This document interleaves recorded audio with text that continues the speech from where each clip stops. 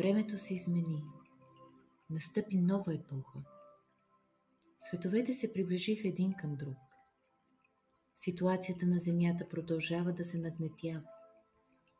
Повишава се нивото на вибрациите на планетата. На Земята идват нови енергии.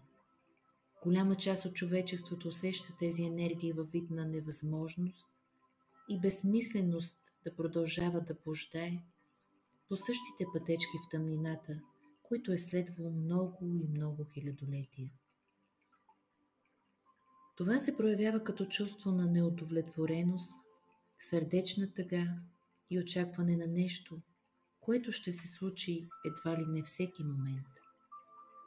Най-чувствителните хора са загубили интерес към своите обикновени занимания.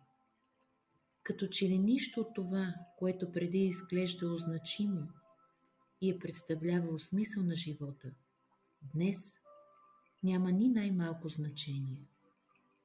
Всички предишни занимания, празно пилене на времето с приятели, гледане на безкрайни сериали, търсенето на нови празни забавления, изглежда се загубили всякакъв смисъл.